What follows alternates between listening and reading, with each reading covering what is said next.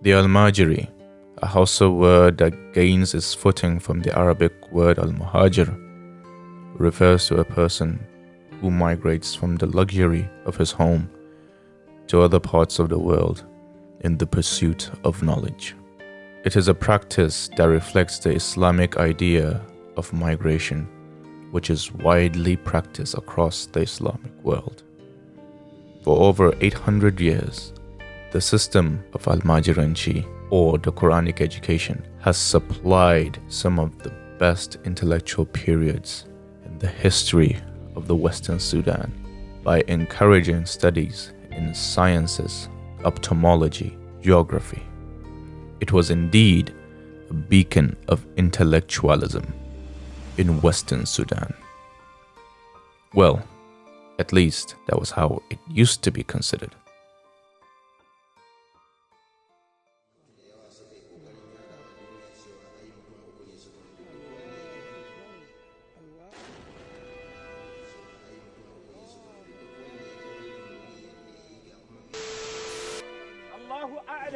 قلبي في شرفي وشوقي دماء الصادقين دولة الإسلام قامت بيجي.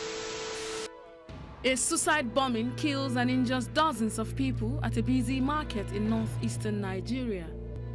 The attacker is a 12-year-old boy, a pupil of an Islamic school network known as Almajiri.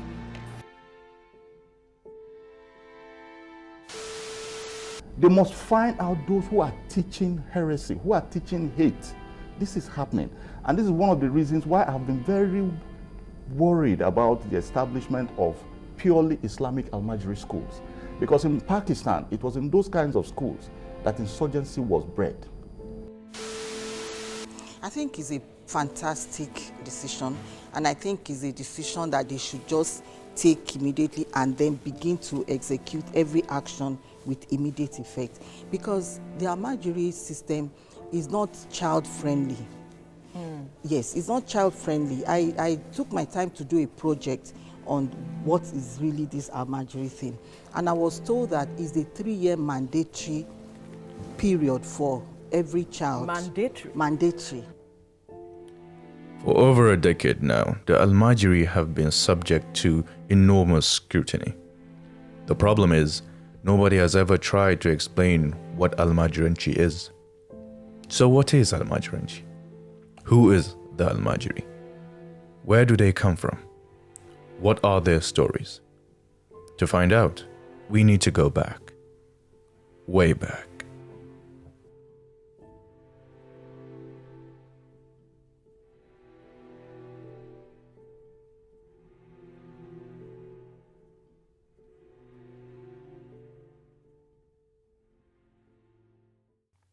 The history of Arabic education in northern Nigeria can be traced back to the 8th century, when the conversion to Islam took place in Borno. Its considerable development followed the Wangarama scholars, the establishment of the Sokoto Caliphate, and literary activities in Arabic scholarship made the period the most brilliant intellectual period in northern Nigeria. Islam is an old religion in West Africa, and Islam go hand in hand with literacy. Therefore, you cannot divorce Islam with issue of literacy. It came with issue of reading and writing. That is why if you go back to the issue of the ancient empire of Mali, Ghana empire, the bulk of those who constitute the scribe and the bureaucrat are the North African Arabs, isn't it? And gradually, when they started teaching our peoples how to read and write and read the Quran, then eventually it has been taken over by our own communities. This issue, if you look at where Islam first came, Borno, during the reign of Jilmi. When Jilmi converted into Islam, he was the first that spearheaded the establishment of the Quranic schools. And that marked the beginning of the development of Islamic knowledge and scholarship. And it was even in that way that Borno became a center of Islamic learning and scholarship throughout Western Sudan.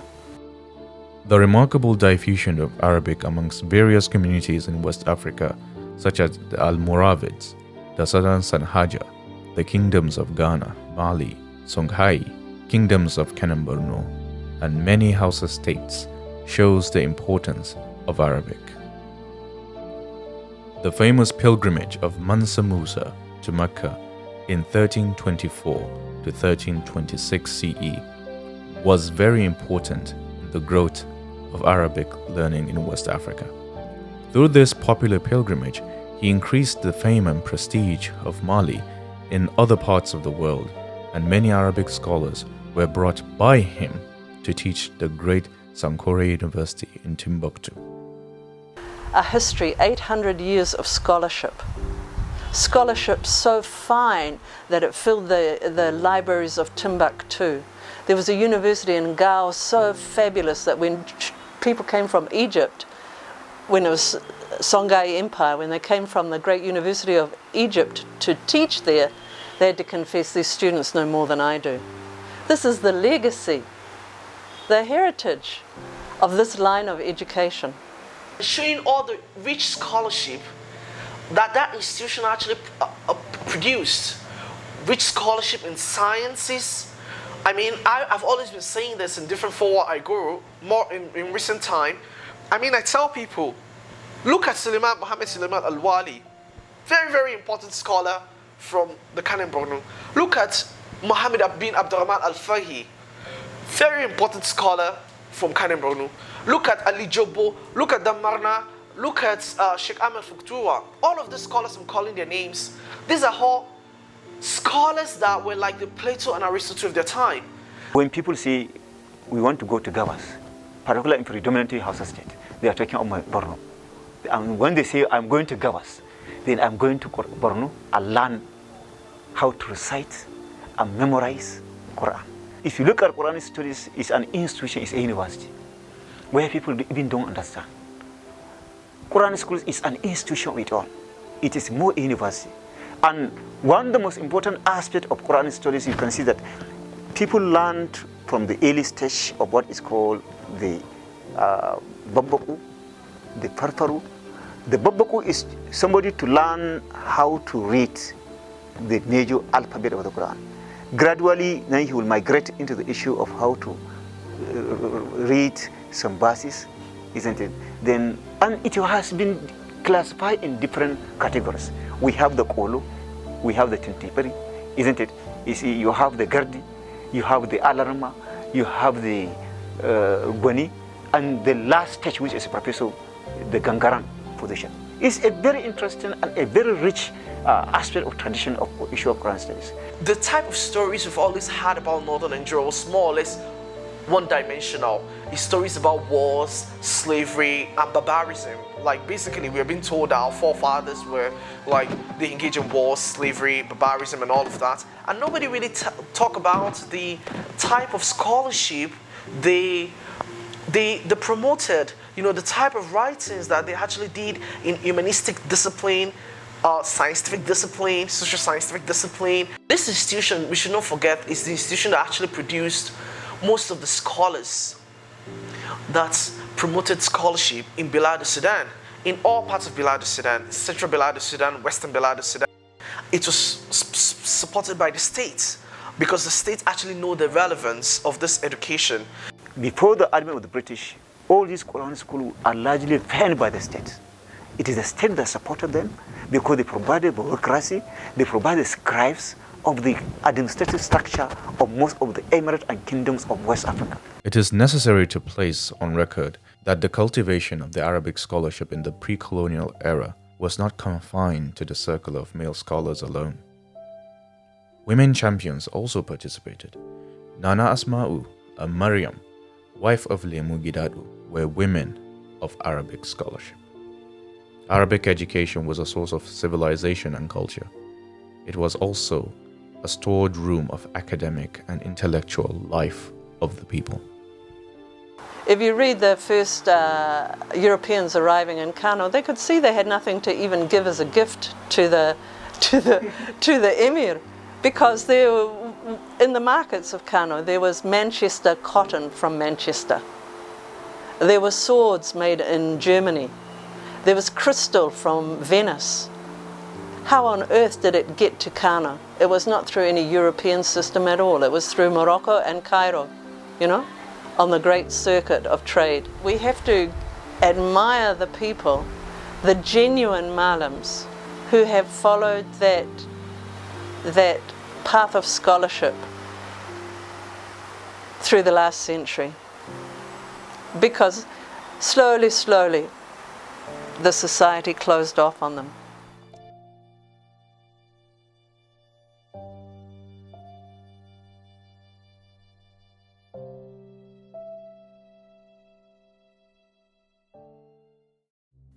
The British incursion into northern Nigeria reached a climax when the Protectorate of Northern Nigeria was proclaimed on the 17th of December 1899.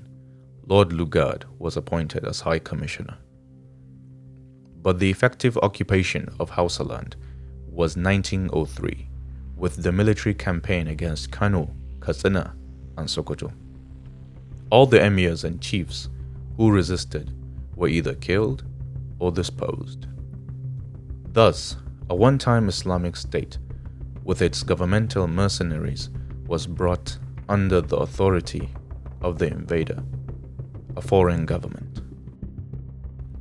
The occupation of northern Nigeria in 1903 gave rise to the active missionary works of Christianity in the north. Policy on northern education was declared by Lord Lugard. Hence, Western education was introduced and sponsored by the church missionaries. So the Christian missionaries adopted policies that affected the teaching of the Arabic education. When Lugard outlawed the Ajami writing system, where Arabic letters were being used for writing the indigenous languages of the area, when he outlawed that, he made the North illiterate overnight. Now, instead of reading from left to right, we have to read from right to left. Where it used to be phonetic, now we've got all this night, bright, light, fight, come home. There's no phonetic structure in English. You have just placed an enormous barrier. And then, having made everyone legally ignorant, you can follow the century of lies, that these people are backward. The way people think about Almajiri education today is actually from a colonial perspective, I would say. The notion and the thinking of people towards the institution of Almajiri, the way it is today, it's bettered by this colonial narrative. That was not the way the institution was before. Now, when colonialism came, the sociopolitical order that was supplanted. So a new sociopolitical order came in, and then a new form of educational system was also introduced as well. A, B, C. Now, for most people who have been educated in the previous system, that was basically the language of instruction there was Arabic and Ajami. Now, for most people who have gone through the system of education, the new system of education that was introduced actually classified these people as illiterate. Anuhu Magne. Now, the new system that was established, which was the colonial education, was supported by the new sociopolitical order, that's the colonial states. And for you to be hired to work in the new sociopolitical order, you need to have gone through a system of training and education from the colonial system. So gradually, this other form of traditional educational system actually started deteriorating. The scholarship started deteriorating. Also because the funding and the state support was no longer there.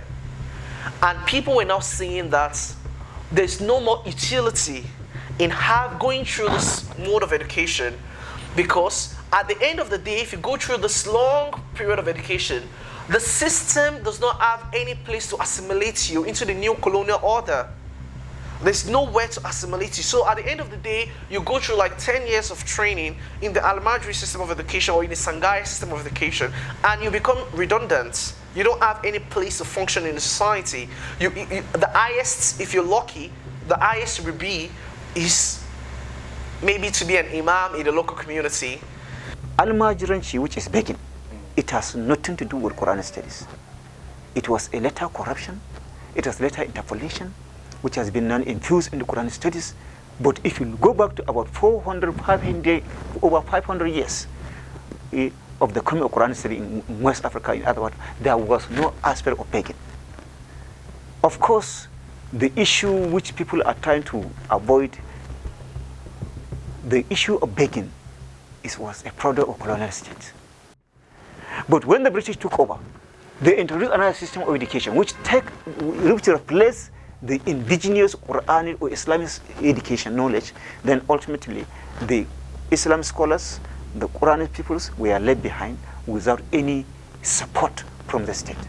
And that actually made them, they have to start seeking for for survival. And it was on that basis, issue of begging was being introduced in some certain way or another. It's not so much colonialism I'm looking at. What I'm actually interested in is coloniality. And that's different. Yeah. So coloniality, there are three kinds of coloniality. And it's of knowledge, and it's of power, and it's of being. So coloniality looks at the lingering effects of colonialism long after it's over. So one of the things that I argue is that colonialism has changed every aspect of the African existence. Even the way that we think and conceptualize and know things have been affected by that. Exactly. So when we look at the way we represent Almajiranci, it's not coming from anywhere. It's almost what Du Bois calls double consciousness. We're seeing ourselves how other people see us. So one of my presentations that I do, that I have done in Nottingham and Bristol and Bath, is how coloniality affects our collective psyche, and how because of that we struggle to deal with an alternative knowledge system. So if it's not Western school and what we know, we can't seem to understand how to deal with it. We don't create knowledge, and yet we value other forms of knowledge than ours. That's one of the things that I argue. And until we can unlayer these things, I honestly don't think we can get to a meaningful solution, and until we really understand what Almajiranci is. So one of my major research findings is that Almajiranci is a relationship-based system of knowledge. It's relational in nature. So that's why, for instance, Jonathan's Almajiri schools did not work. They won't work because people who send their children to Almajiri schools are not sending their children to just a school. They're sending their children to a malam. A malam as a particular form of Muslim subjectivity. So if you build a school, who is going to send their child to a school? They're not interested in your school and random teachers that you put in there. That's not what they're after. So you see how knowledge from within really helps, even in the policies we make. Otherwise, you build multi-million naira edifices that will lie empty because you don't understand the meaning that people ascribe to the system. Because our meaning making has been affected by the style of education that we all went through. That's what I'm arguing. Like, take a step back. Maybe as much as we know, we don't really know. Let's be humble that these people might actually know something different from us. The coming of the British colonialist came also a big crisis for Islamic education in Nigeria. The skills given by the traditional Islamic education seem to be of little help in the modern world of commerce, industry, and improved agriculture. The administrative machinery was also gradually becoming more and more sophisticated, and this placed greater demands on the natives as it required slightly different sorts of skills. The change they were being called upon to make was not merely one requiring the natives to change their Arabic or Hausa to English. It also involved their whole way of life.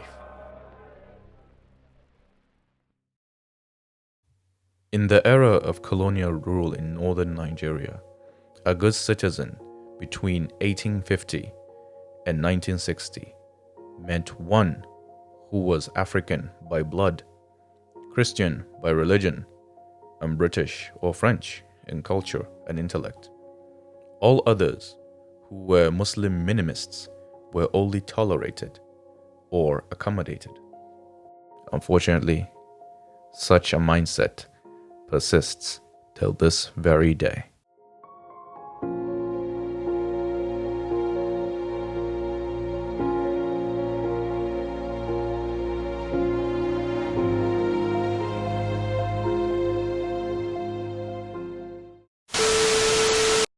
No man, no power, no manners, no food, no shoes, no roof. He's brute. No future ambition, no aims, no dreams, no drives. He's cruel. He is a flock of 5-year-olds and 10-year-olds and 12-year-olds, just wandering and scavenging, living on 5 nairas, 10 nairas, and leftovers. He lives on the streets, feeding on our dungs and trash and beans. So he goes and he grows. As he grows, he goes without education, without any sense of direction or ambition. He lives on the streets. He gets into drugs, into knives, into fights, into small arms, then large arms. He becomes Boko Haram. And that is why, quote me, I don't support the Almajiri education.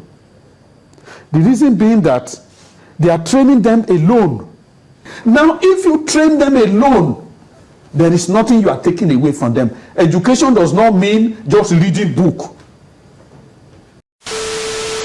These Boko Haram peoples, almost 80% of them are Almajiris.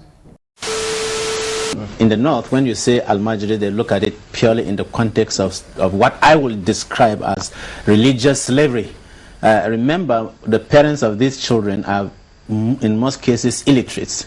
They are deceived into believing that those Islamic Malams have anything good to give them. In the first place, those Malams do not even understand the Holy Quran, not to talk of teaching them what they are supposed to understand about the Holy Quran. And so in the conventional schools, you find most children in the north who go to the conventional schools, they understand, read and interpret the Holy Quran a lot better than those that are Almajiris, because you can't give what you don't know anyway. Because those Malams that teach them don't even understand. They can't read and understand that very Arabic which the Quran, the Holy Quran, is written in, not to talk of telling them the right thing.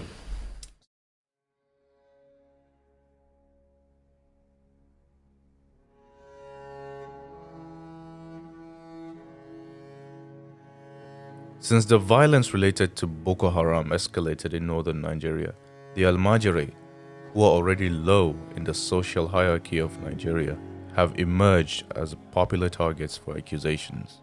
What was once considered the beacon of scholarship, not only in northern Nigeria, but in West Africa, is now seen as a recruitment tool for Boko Haram and other terrorist groups. However, there is no conclusive empirical evidence to justify such accusations.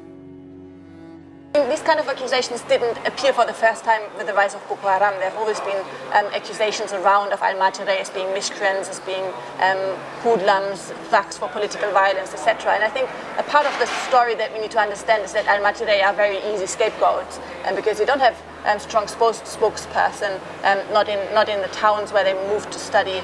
So it's very easy to accuse them of all kinds of things that nobody else wants to take responsibility for. And in my research, I came across a couple of instances where people in the neighborhood just said, that's the Almajirai's fault, they, whatever, stole something, whereas actually it was someone else, but it was so easy to accuse the Almajirai.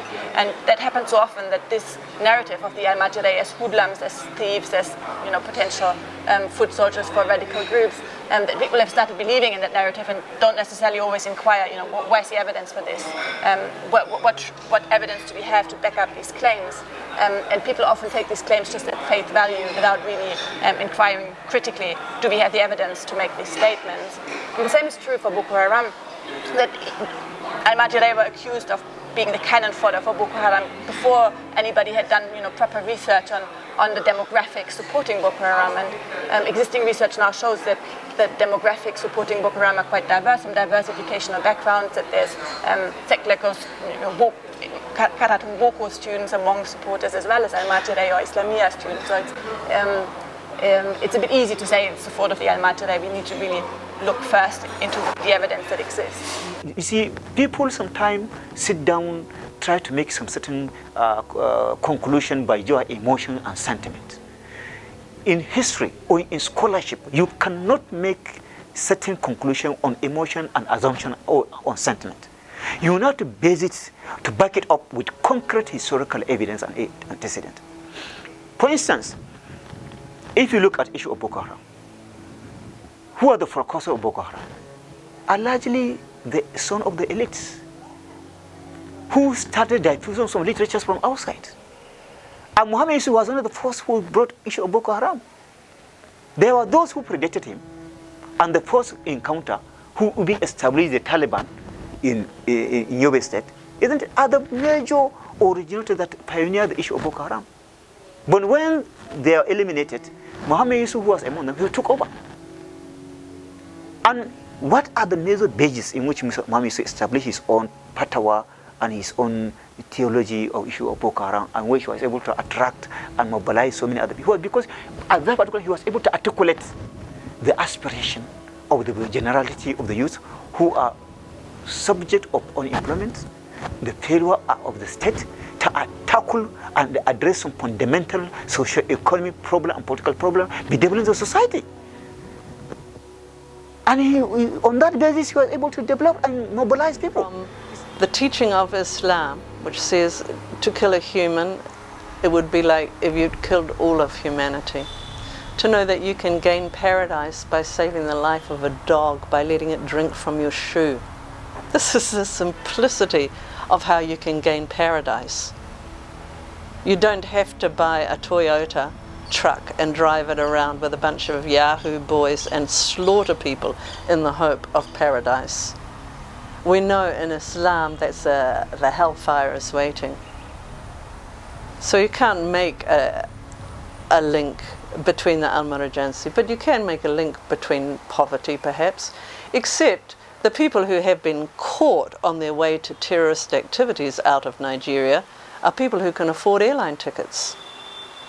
They're not riding on the roof of a lorry. So there's a certain amount of wealth that goes with that kind of terrorism. I'm off to fight in Syria, says the son of a wealthy man. And the wealthy man has the wealth to cover all of that up. It's his son. How do the Almajiri get a Wi-Fi internet satellite link to broadcast their well-edited videos from out of the savannah when nobody else can get that link? How did children of the gutter acquire that technological expertise? How did a video camera get into the savannah and it wasn't National Geographic or BBC? How did that happen? From ignorant village boys? You have to overlook logic if you wish to believe that. If you wish to believe that, and for myself, I've been here seeking the evidence that everyone is blasting at us. And I haven't found it yet. And I'm here at my own expense. And I'm here because I want to be here. Because I'm curious. I do not want to be part of any religion that takes children and turns them into terrorists. That it was this link that had been made between former Almajirai and Boko Haram. I think that's a major misconception. Now, one of the things I have to keep explaining myself is I am not trying to take lightly the issues of the system, but I really do believe that if we want to solve the problems of the system, then we need to understand it in its entirety and within the context which it exists. Now, are there former Almajirai who are members of Boko Haram? I'm sure there might be some. But is it fair to just assume that if you finish as an Almajiri, you become a member of Boko Haram? I think that's a very, very lazy assumption, because that assumes that there's only one chain of thought. It's a direct cause effect. And we know that life is not that simple, because we know that amongst members of Boko Haram, there are those who went to Western schools as well. Yet, we don't blame Western schooling for making them Boko Haram members. Why are we quick to do that for Quranic schools? Since the British left, there has been a remarkable decline in the studies of Arabic education in northern Nigeria. This is due mainly to educational policies of British colonialism, which tried its best to replace Arabic and other indigenous languages with English. The root of the present-day educational policy in Nigeria can be dated back to the colonial days.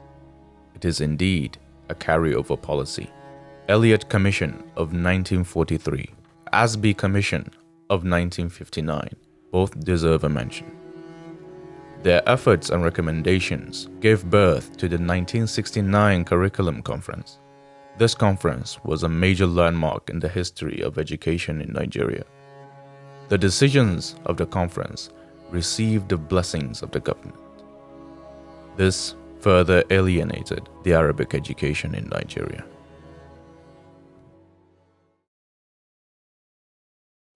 Arabic, along with other indigenous languages, have a long history in northern Nigeria. Arabic and Kanuri were used as official languages for administration in the Kano Borno. Hausa with Arabic were used for political administration of Kano. Records and documents were kept in Fulfulde and Arabic long before the British colonialists invaded the Sokoto Caliphate in 1903. Indigenous education systems such as the Almajiranci system have not been given a place in the post-colonial Nigerian society. Neither has Arabic as a vital language for much of northern Nigeria's literacy history. This denies the Nigerian state a chance to redefine and redesign its educational system with sensitivity to its historical and social context and realities. To the government, there simply does not exist the will or genuine effort to reform the Almajiranci system and afford its rightful place as an educator of men. Who knows, with the reform, it might educate the women as well. Rather, French, another colonial language, is preferred to Arabic and the indigenous languages.